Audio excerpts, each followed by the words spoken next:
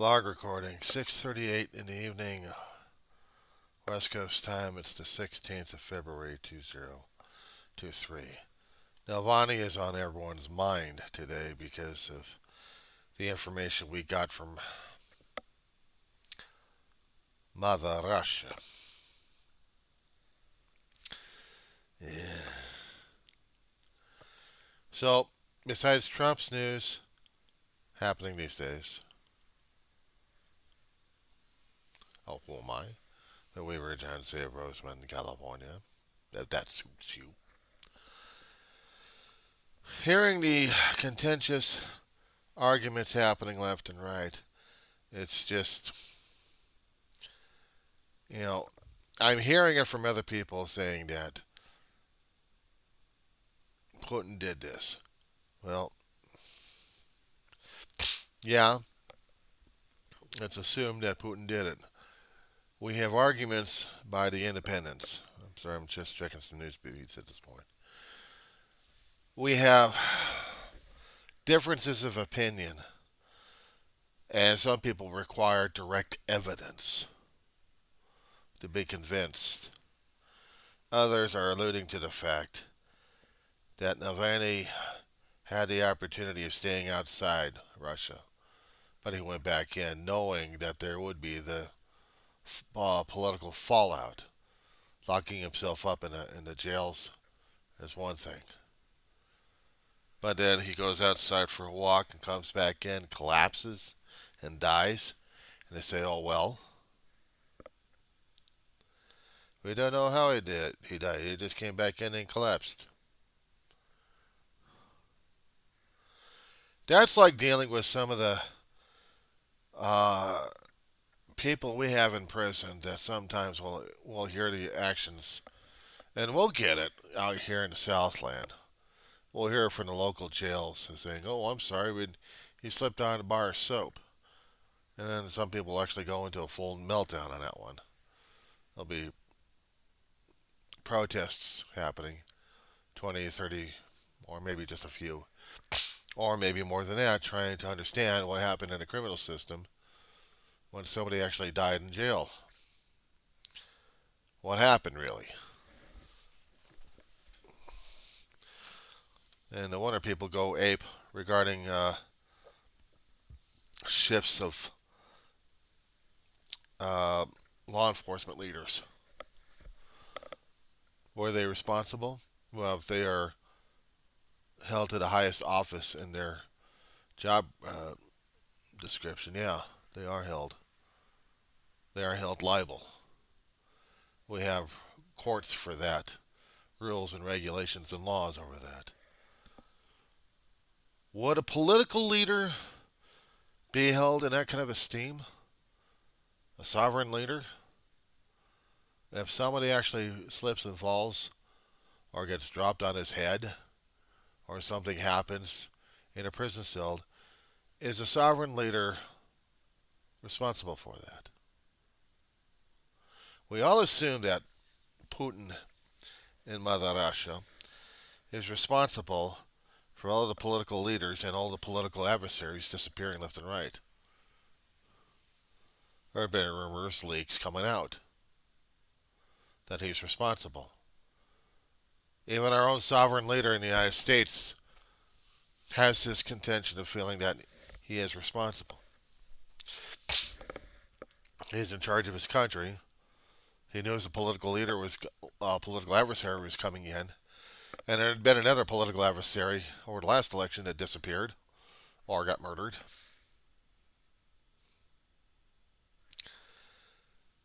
And that's all we understand about Putin. And some people actually still like the guy.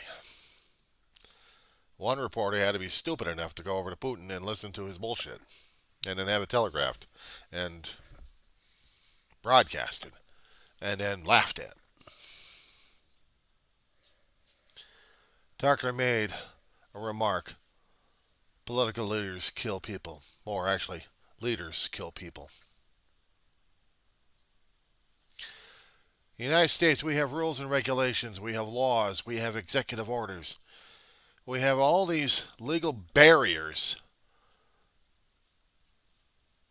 to prevent political assassinations or assassinations, period. There are executive orders in there. They are researchable. They are on PDF files out there. I was, I was going through a lot of them out there. How to throw out the search engine and just say, okay, find me some PDFs. Give me something I can work with here.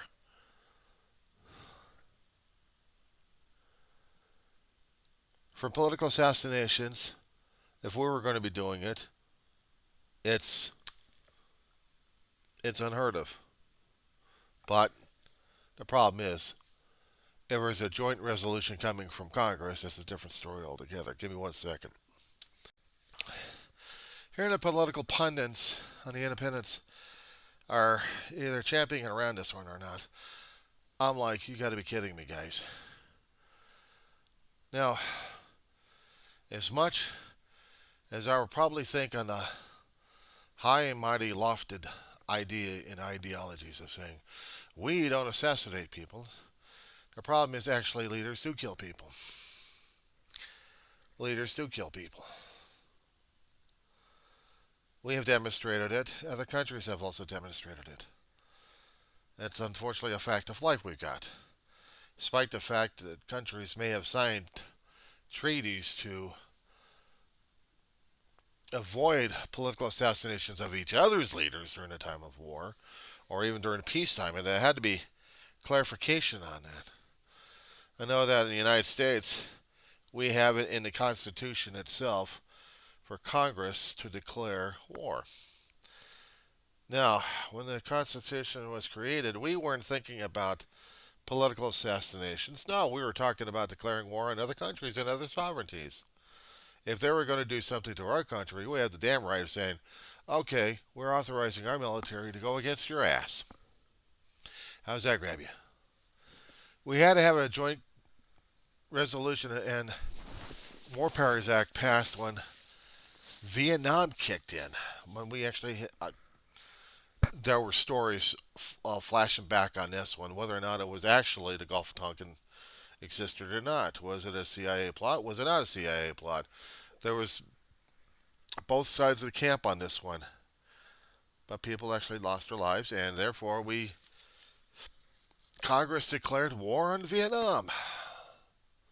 It wasn't the United Nations declaring war on Vietnam. It was just simply the United States declaring war on Vietnam, and then all hell broke loose.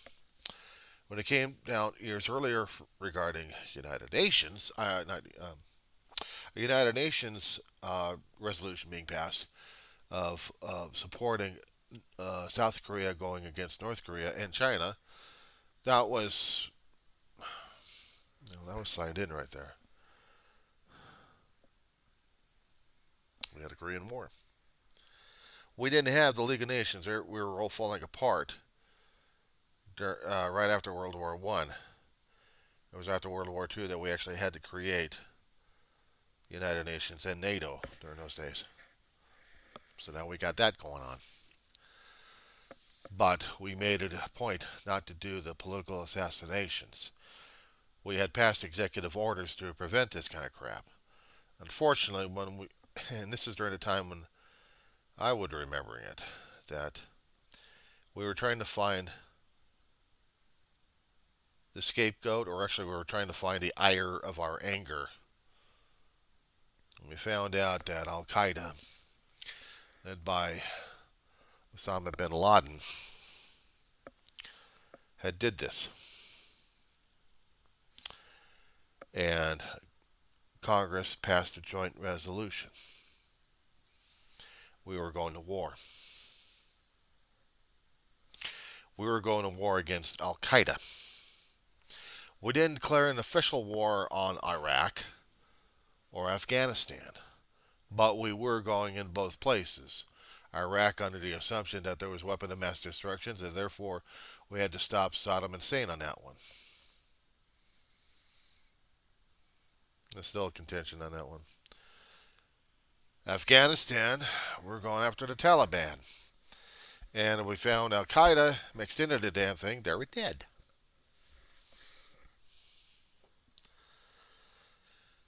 And if they actually found Osama bin Laden himself, he was open season.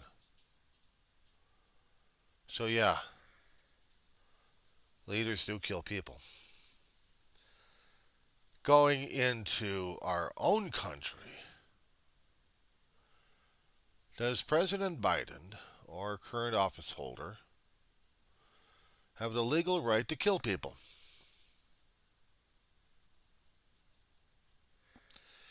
As I said before, we have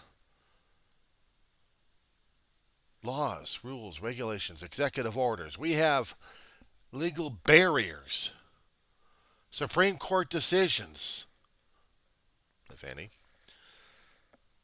to prevent a leader, a sitting leader in the United States executive branch, to order a hit on a sovereign citizen. We just don't do that. Unless, of course, they're actually acting as a threat, and then they would have to find legal loopholes on this one to make sure it was covered up nice and neat. I could not find online where the justification would be for a sitting executive officer, a high executive officer, having that much authority over a sovereign's life, except if we're talking about a federal execution in a federal prison.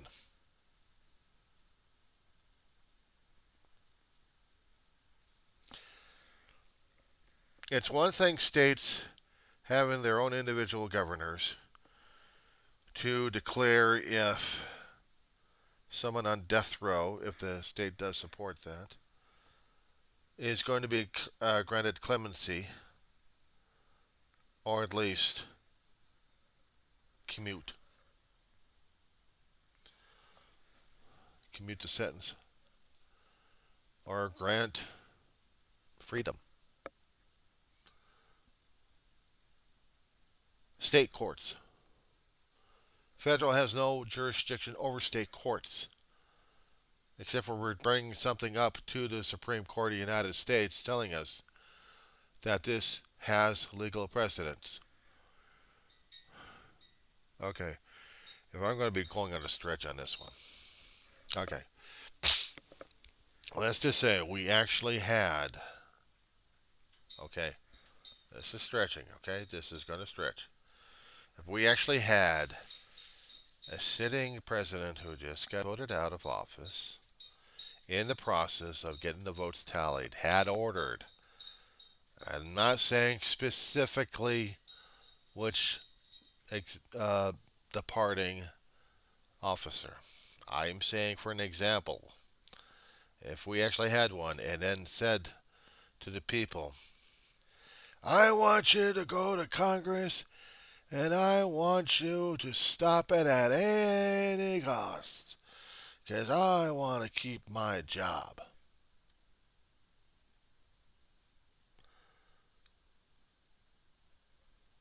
And if said, grant me, I'm not a legal expert, but I'm saying on hypotheticals at this point, I am no damn expert.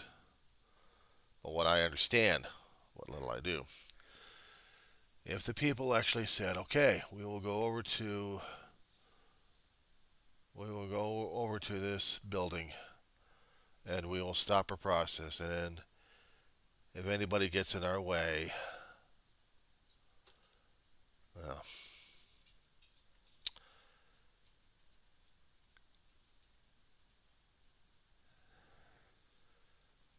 would there be legal precedent on this one if discovered that the guy who gave the go order is prosecutable? This is what we're facing right now. Because we had a current executive officer who keeps claiming that he's got executive immunity. He's got presidential immunity. Nothing can touch him. He can say whatever he wants. The problem is, he's causing this. If he actually gave the order for harm to be done, and the people carried it out. He would be just as responsible. And what happens if he was prosecuted and found guilty and sentenced to the federal laws? And what happens if the federal laws, I'm saying if, IF, Ida, Frank, if he was found and sentenced to not life, but the opposite of life.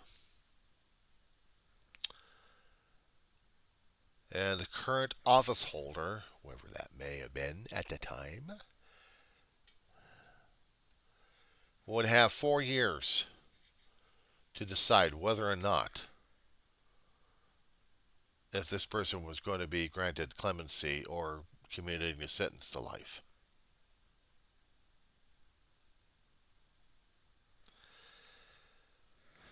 What if the order came down and the paperwork wasn't signed? No stay of execution. Would that be considered a leader is executing a sovereign citizen by omission? He didn't sign the stay order to commute death to life or free the guy. The newly elected into the office would be looking at the damn thing, and in the next election cycle, wondering whether or not this guy is going to be given clemency or not, and if it happened within that 4-year period. If it wasn't, is that leader responsible for executing a sovereign citizen while that sovereign citizen had already been tried, convicted, and sentenced in federal court? Now, the state I'm not hip on, because that would have to be dependent upon the governor of that particular state. If it was a state situation, the governor would have to deal with public opinion at this point over here, not to mention a political crap going on, and whether or not this particular governor would feel responsible for that person's life, or just say, eh. Would that governor be liable? Would that governor be labeled as someone who takes life because he didn't commute and he didn't say you're free?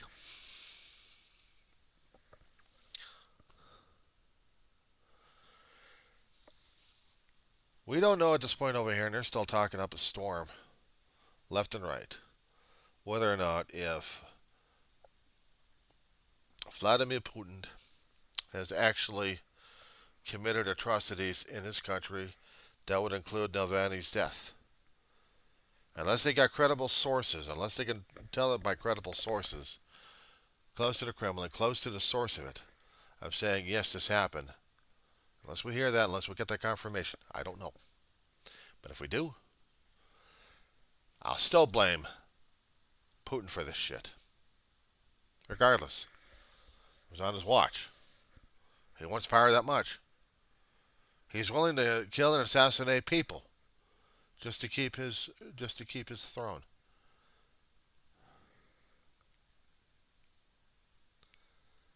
I know some other naysayers and the independents are going to say, but we don't know. How do we trust these sources?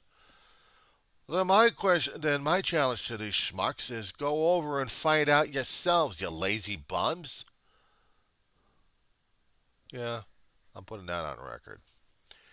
You got to burp your ass on this one and say, well, I don't know, so I don't care. Why does it matter to me? Well, you're going to be reporting the damn news. Why don't you get it right? Go over there and find out. Then report it to the people. Tell us it's factual.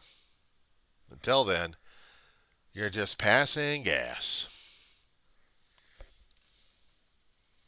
And we all do that, don't we? One way or another.